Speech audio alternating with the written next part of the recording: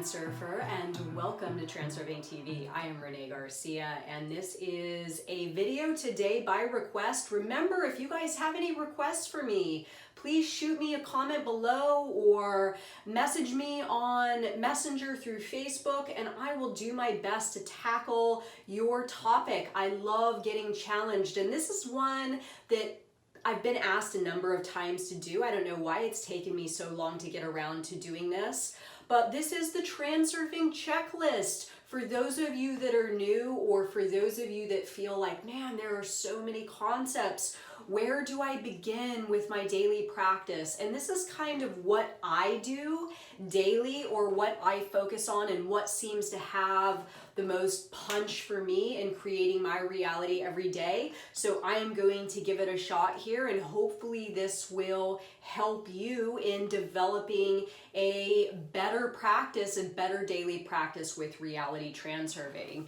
So you could write these out. I think there's 8 steps here, and maybe just like tack this or tape this to your, somewhere in your house that you're seeing every day, on your fridge or next to your vanity, somewhere where you are going to encounter it maybe in the early part of your day, and run through your checklist. Maybe keep it on your phone. So I will get started, but before, really quickly, remember to like this video and comment below. We are going to do a new saying now: my world is taking care of me, rather than I love reality transurfing, just to switch it up. And you might win a nice stack of these mailed directly to you via moi.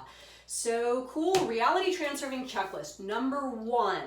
Okay, the first step is to confirm your connection with the alternative space. Remember that we cannot create a reality that we do not first believe exists in the multitude or the infinite number of variations that are available to us as transurfers. So the first step is to remember the alternative space is limitless, and you can have anything that you are able to acknowledge and accept is a possibility for you. Number 2, pendulum assessment. This is a big one, because if the pendulums are ripping you apart daily, this is going to be challenging to create your own reality. So really, in the beginning of my day, I sort of do a deal with the pendulums that I am going to interact with during that day. Today,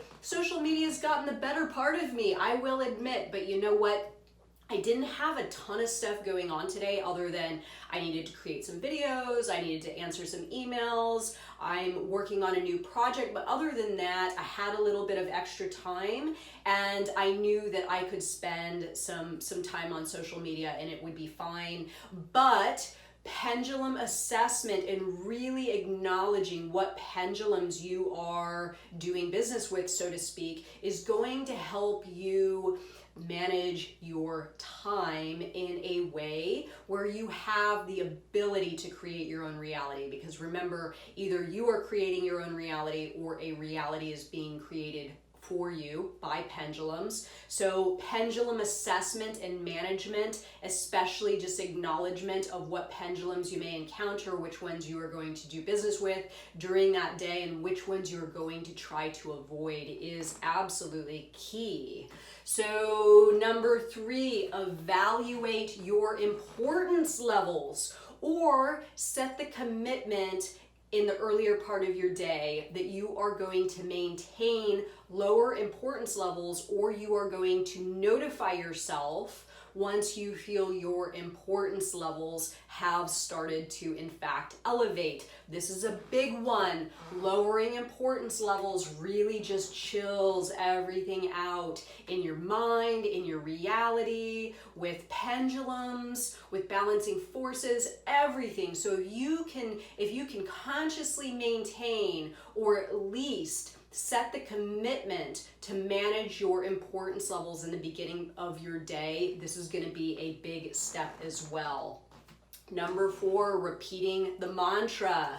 My world is taking care of me. Everything is going according to plan and things are working out beautifully and will continue to do so with ease. This is why I have created these stickers, and this is why these work. I mean, when you see these stickers multiple times a day and you sort of get into the habit of buying into this, you are setting the tone for your day and throughout your day of what you are expecting of your world. And this does in fact show up. If you do, believe it will. So repeating the mantra.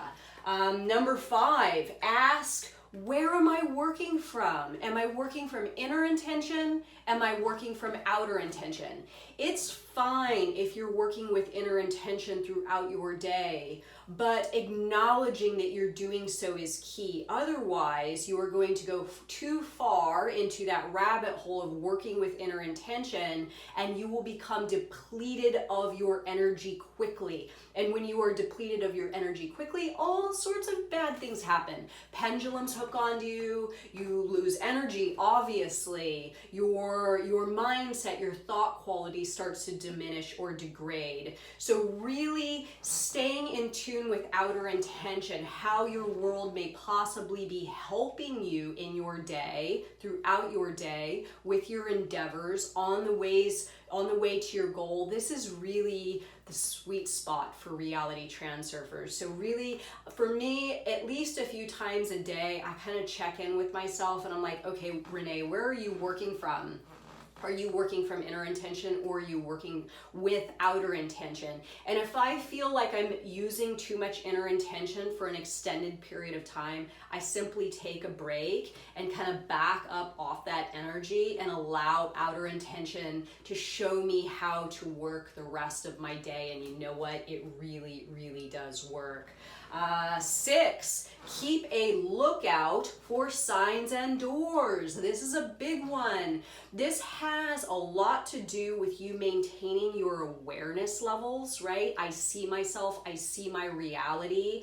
When you are pulled away from your inner screen and then pulled away from the outer screen, and you are existing in that center place, you are in a much better position to see doors presented to you or signs to lead you in the right direction. And again, this is really only achievable if you are in fact in that center place, because if you're in your mind too much, you're not going to see those signs. And of course, if you are sucked into the outer screen, you are not going to see those signs as well. So really staying in a place, in a center space where you have or maintain the ability to be able to see signs and doors when they do in fact present themselves to you. This is a big one.